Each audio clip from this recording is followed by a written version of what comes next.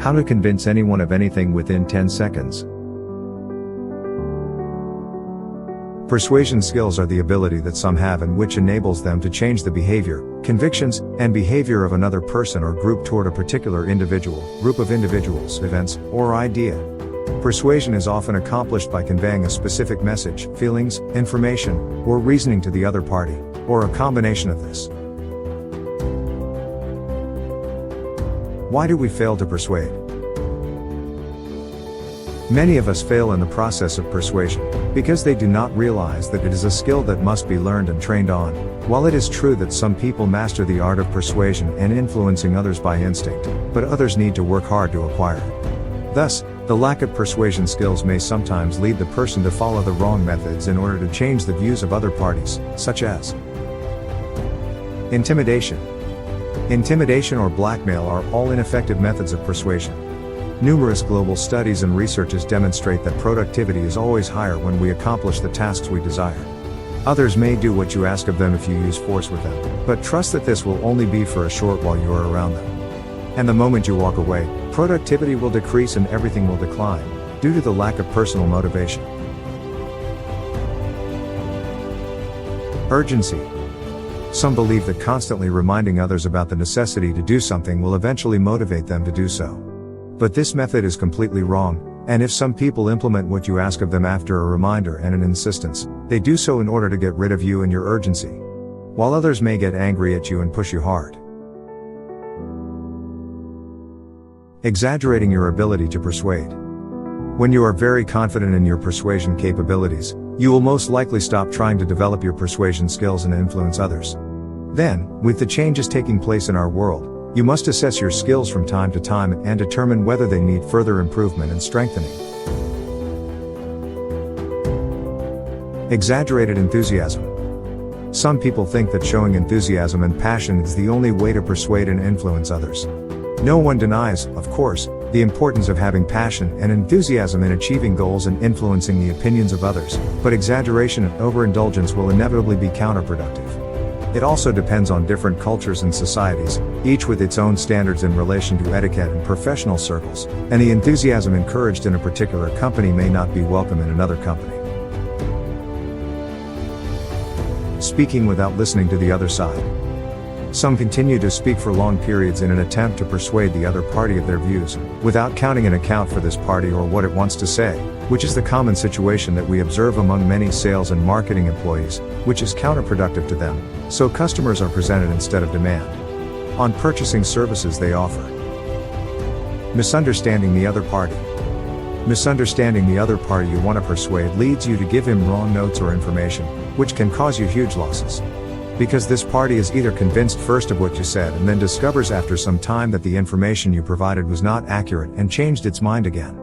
Or not be convinced at all because your information does not satisfy his need or concern him. How do you develop your skills of persuasion?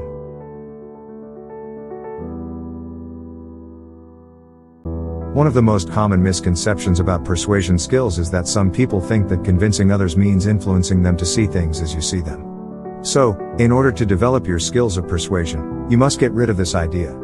And work to understand the views of others and negotiate with them to reach a solution or point of view suitable for both parties. In order to achieve this, here are a set of practical steps that will help you in strengthening and developing persuasion skills. Find common points. Finding common points is one of the oldest methods used in building human communication. These points may be anything that comes to your mind, such as a shared discomfort with a rainy atmosphere, or a shared interest in a particular type of art or music.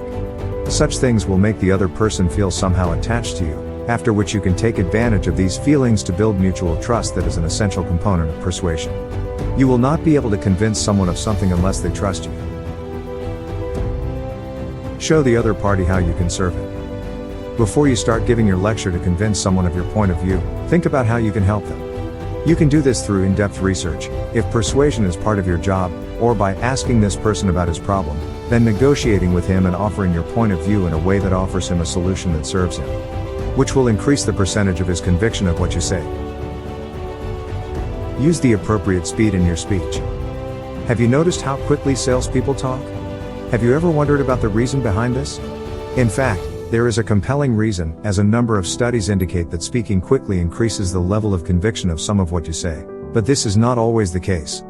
Follow the following rule regarding your speech speed. When you feel that the other person will likely oppose you, make your speech faster.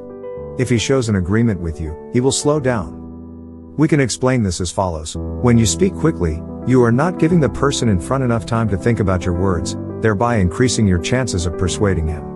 If the other party is willing to be convinced of what you say, speaking slowly will allow him to review your words in his head and convince himself.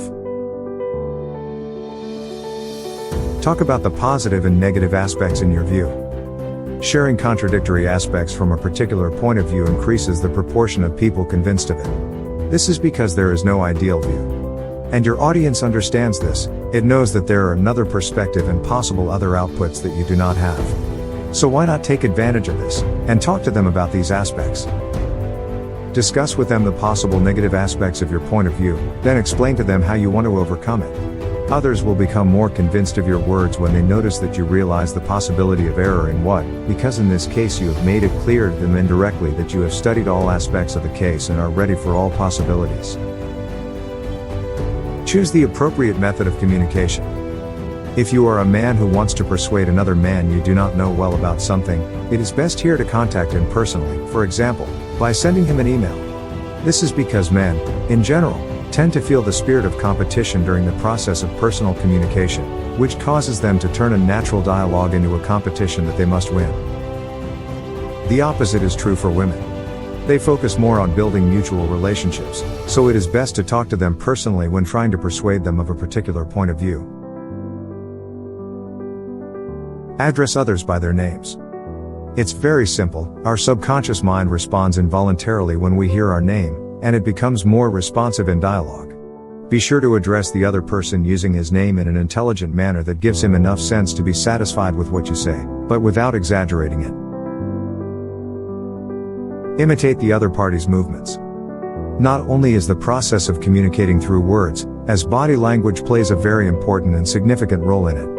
It can be a key to influencing and persuading others. One of the simple tricks related to body language is the mirror trick, and means that you imitate the body language that the other party uses in an unnoticed smart way, which contributes to building a hidden link between you and this person, and increases the chances of being convinced of what you say. For example, suppose you sit with someone and want to convince him of a specific service that you give him. For example, let's say that this person made a certain movement, for example, by putting his hands together. You can mimic this movement a few moments after making it, making sure to do it in a spontaneous way that he does not notice. Pay attention to something, or start a new sentence and make that moment. Thus, you imitated him and used his body language without feeling, and without it seeming strange. You can repeat this process several times during your conversation with this person, but do not exaggerate them, and do not imitate negative behavior, such as someone looking at his watch when he is bored, or browsing the phone, or others. Do you find yourself able to persuade others? What methods do you use to convince someone of your point of view, or when trying to influence the opinions of others? Share your opinions and comments on this topic. And don't forget to subscribe and activate the alarm bell to receive all new